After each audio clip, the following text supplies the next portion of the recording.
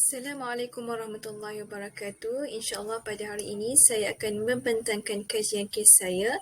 Sebelum itu, izinkan saya memperkenalkan nama terlebih dahulu. Nama Quratain binti Johari bernombor matrik 22126646. InsyaAllah pada hari ini saya akan membentangkan kajian kes saya yang bertajuk Pendekatan Teori Kaunseling Islam Imam Al-Ghazali untuk mengatasi isu tekanan dalam diri murid sekolah menengah 1 analisis kes. Baiklah, pengenalan bagi kajian kes saya. Tekanan dikenal pasti sebagai punca kepada hampir semua masalah dan kecelaruan psikologi. Dalam Islam, punca berlaku tekanan bukan hanya dari tekanan mental semata-mata, bahkan boleh berlaku disebabkan oleh kecelaruan dan kelemahan hati. Dalam kajian kes ini, saya sebagai pengkaji atau penyelidik menggunakan teori kaunseling Islam yang dipelopori oleh Yatimah dan Tajuddin 2011 yang menggariskan 5 peringkat proses sesi kaunseling bagi mengatasi individu mencari penyelesaian dalam masalah berkaitan aspek kesihatan emosi dan mental. Menurut Yatimah dan Tajuddin 2011, model kaunseling Islam Al-Ghazali ini memberi penekanan kepada proses untuk memahami jiwa klien dari aspek kefahaman dan amalan Islam. Seterusnya, permasalahan kajian kes saya iaitu isu murid yang mengalami tekanan dalam hidup semakin menjadi-jadi disebabkan oleh yang pertama, cabaran atau tekanan tidak dapat diatasi dengan cara yang baik sehingga mendorong kepada ketidakseimbangan emosi, psikologi dan kognitif sehingga menimbulkan masalah kecelaruan dalam jiwa. Seterusnya disebabkan oleh berlakunya perubahan kematangan di mana mereka mengalami masalah yang tidak seimbang antara hormon tubuh badan dalam aspek fizikal, kognitif dan emosi. Kajian-kajian lepas yang menggunakan teori barat dalam mengatasi masalah atau isu yang dihadapi oleh murid dilihat mempunyai kelemahan tersendiri apabila mengabaikan aspek kedalaman iaitu unsur kerohanian. Oleh itu, menjadi keperluan saya sebagai pengkaji atau penyelidik untuk menghasilkan satu kajian kes untuk mengatasi isu tekanan yang berlaku dalam diri murid berdasarkan bimbingan melalui teori kaunseling Islam.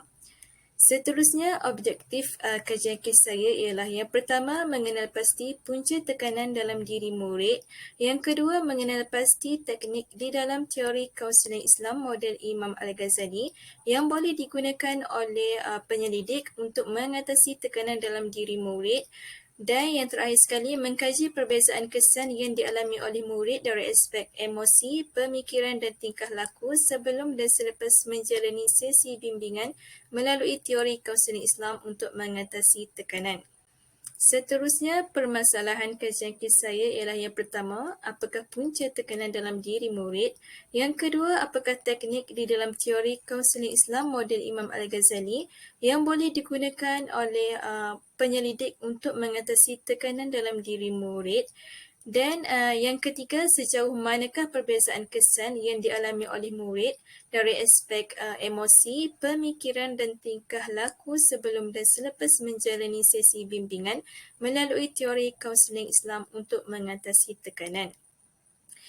Seterusnya, metodologi kajian kes saya. Bagi objektif pertama, saya menggunakan kaedah pemerhatian melalui penglibatan dan dengan menggunakan cara pemerhatian berstruktur. Bagi objektif yang kedua, saya menggunakan kaedah kajian perpustakaan dan temu bual dengan menggunakan teknik analisis kandungan dan menjalankan sesi temu bual untuk memberi pendedahan tentang teknik bagi mengatasi isu yang berlaku. Dan bagi objektif yang ketiga, saya menggunakan kaedah temu bual dengan menggunakan teknik temu bual berstruktur di mana murid yang mengalami isu tekanan dalam diri diberi soalan untuk mengenal pasti perbezaan yang berlaku sebelum dan selepas menjalani sesi bimbingan kaunseling. Baiklah, dapatan dan hasil perbincangan bagi objektif yang pertama iaitu punca tekanan dalam diri murid dapat dikenal pasti berdasarkan jadual pemerhatian yang telah dilengkapkan oleh penyelidik seperti berikut. Yang pertama, menganggap kawan tidak menyukainya atau mempunyai perasaan buruk sangka. Yang kedua, suka menyendiri dan tidak pandai bergaul. Yang ketiga, kecewa kerana tidak mempunyai kawan.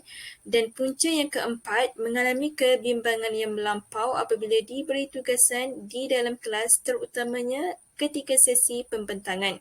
Seterusnya, sentiasa merendah diri dan sering memikirkan kelemahan diri. Dan punca yang terakhir, sangat pendiam atau pasif dan tidak pandai meluahkan perasaan kepada rakan atau guru.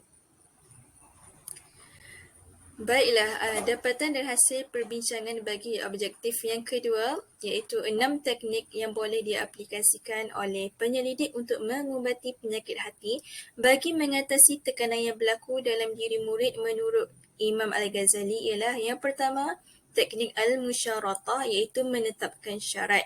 Okey, di sini saya sebagai penyelidik atau pengkaji mengajak murid untuk menetapkan matlamat untuk menjalani kehidupan tanpa dibelenggu tekanan dengan cara berfikir secara reflektif.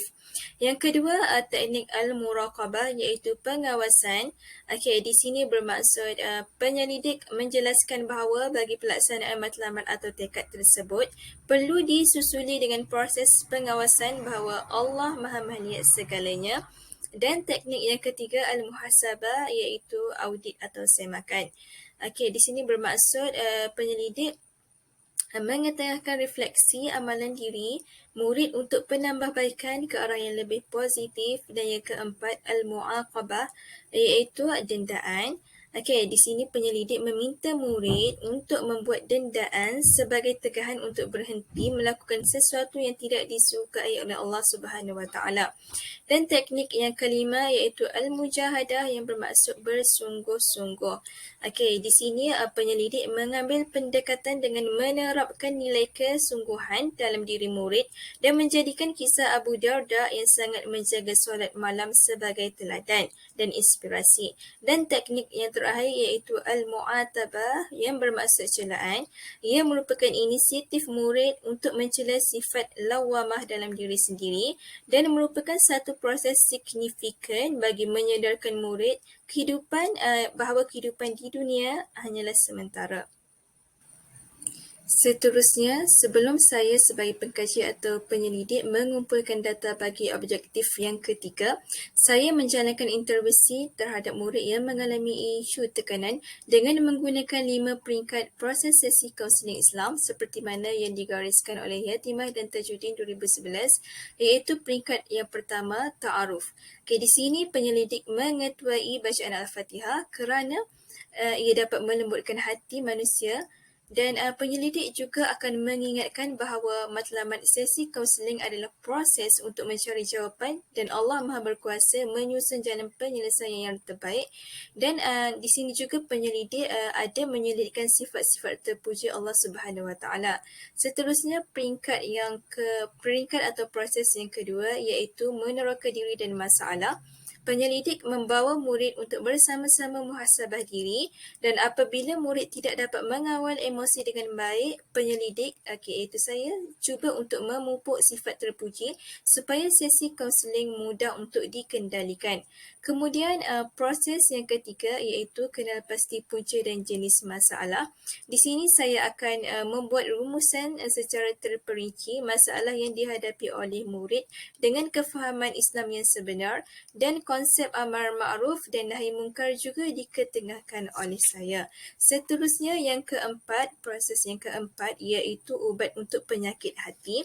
Di sini saya akan memberikan cadangan 5 amalan untuk merawat penyakit hati iaitu yang pertama membaca Al-Quran serta terjemahan, yang kedua mendirikan solat, yang ketiga berkumpul dengan orang yang soleh, yang keempat berpuasa dan yang terakhir sekali memperbanyakkan zikir pada waktu malam.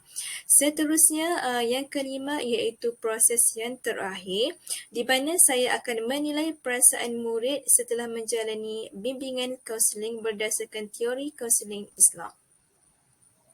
Baiklah, Data, dapatan atau hasil perbincangan bagi objektif. Yang ketiga, setelah dijalankan intervensi ke atas murid yang mengalami isu tekanan dalam diri, menunjukkan hasil transkripsi kaedah temu bual menunjukkan terdapat perubahan yang berkesan dalam diri murid sebelum dan selepas menjalani bimbingan kaunseling Islam dari aspek emosi, iaitu emosi murid lebih stabil dan tenang. Kemudian dari sudut pemikiran, murid dapat mengawal pemikiran supaya dapat berfikir dengan lebih positif, dan dari aspek tingkah laku pula, murid didapati banyak mengadu kepada Allah Subhanahu Wa Taala dan cuba untuk bergaul dengan rakan-rakan. Seterusnya kita kesimpulan bagi kajian kes saya iaitu pengkaji iaitu saya dapat merungkaikan persoalan dari ketiga-tiga objektif. Yang kedua, dapat dirumuskan bahawa punca berlakunya tekanan dalam diri murid bermula dari hati yang jauh dari Allah Subhanahu Wa Taala.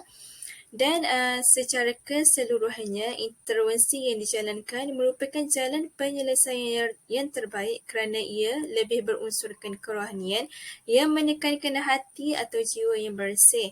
Kerana jiwa yang terdidik dengan elemen fitrah dan dalam suasana iman akan melahirkan generasi yang holistik. Seterusnya cadangan untuk mengatasi apa jua isu atau masalah murid.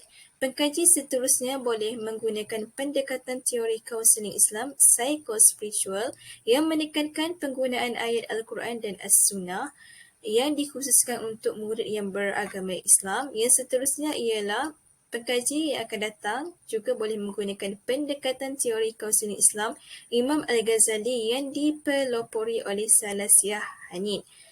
Baiklah. Yang terakhir sekali iaitu pada bahagian rumusan. Seorang murid tingkatan 1 dari SMK Perimbun yang mengalami tekanan dalam diri telah menunjukkan mengalami satu perubahan yang sangat positif.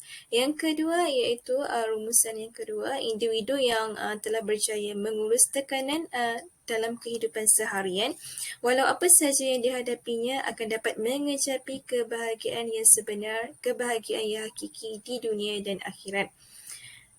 Jadi setakat itu sahaja pembentangan kajian kes saya. Diharapkan kajian kes saya ini dapat memberikan manfaat untuk pengkaji di luar sana. Saya akhiri dengan ucapan Assalamualaikum warahmatullahi wabarakatuh.